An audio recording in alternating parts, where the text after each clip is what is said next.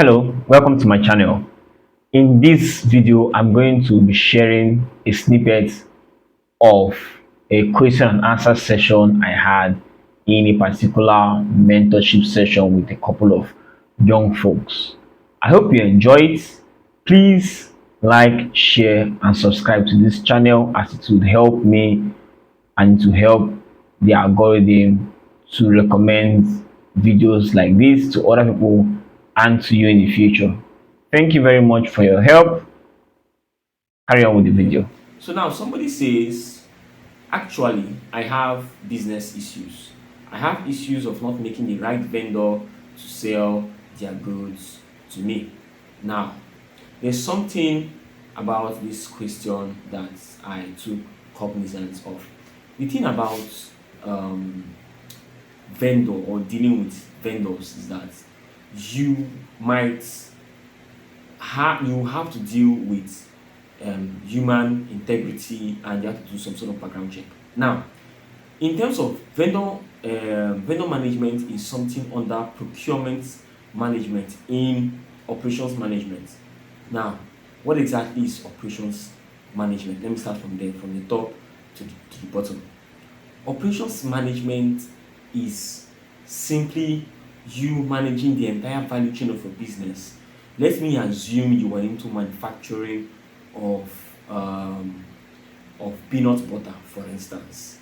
Now, what is the entire cycle of value chain of peanut butter? Now, we know that peanut butter starts from granules, and the operations value chain starts from where you start planting groundnut, or where you start preparing the land to plant groundnut. And then after you prepare the land and you have your in right season to plant your groundnut, you plant your groundnut. And after like maybe 2 4 months, your groundnut starts producing. All the processes involved in fertilization, weeding, and all those other things. And then you now have your granule, that's your peanuts. And then you start processing it. You grind it, you add some preservatives to it, and then you can it, and you start talking to off takers. When I mean off takers, people that will buy your products directly from you, and then off to their shelf, or and then to when you receive money. Now, if you're just into the production of peanut butter, your vendors are people like farmers that do the this thing that gives you granules. One, secondly, your other vendor is people that give you the bottle. Assuming you don't produce the bottle by yourself, the can that you use to store the peanut butter, that's another vendor that you have to get.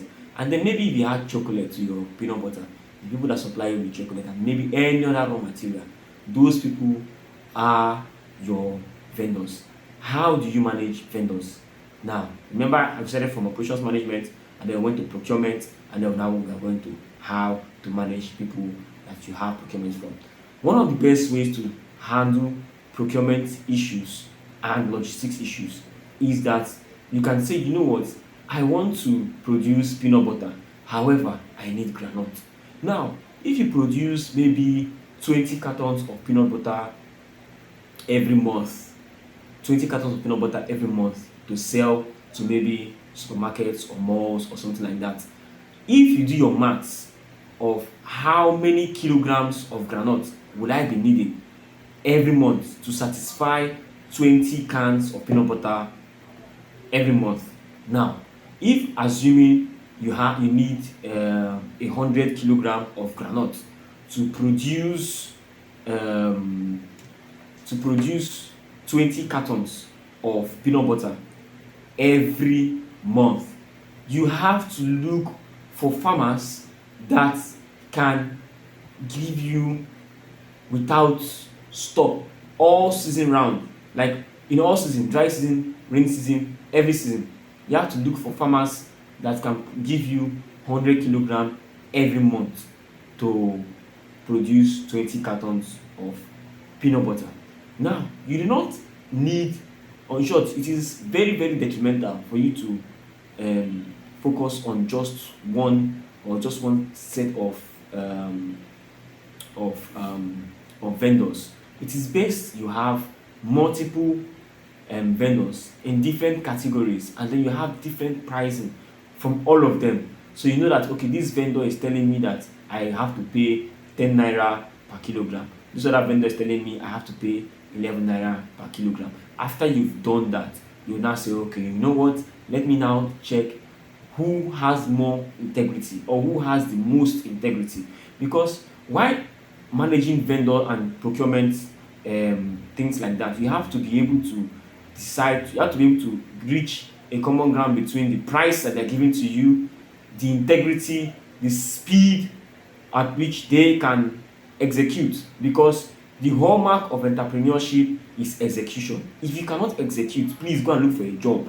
Don't do entrepreneurship. If you cannot sit down late at night to look at your possible financials or to make those calls, to walk down to that mall to sell your products, in short, to walk down to 15, 20 malls to be able to sell your product, even if it's to just two, entrepreneurship is not for you. Entrepreneurship is not 9 to 5. It is, in fact, it is scarier than 9 to 5, because you have to execute. The hallmark of entrepreneurship is execution. How you manage vendors. You have to have a bargaining power by having more than one person that you can talk to and say, hey, I need this product before 12 p.m. today. And you are sure that if this person does not comply, the next person will comply. It's just like saying you want to sew clothes for a asoebi, maybe like for wedding, and we all know how so many tailors are. Tailors can kill you in this country. I'm telling you the truth.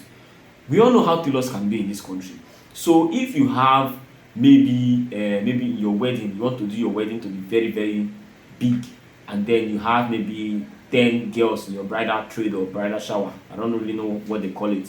But then, would you say all 10 of them should go to one tailor? No. You rather split it two, two, two, two, two.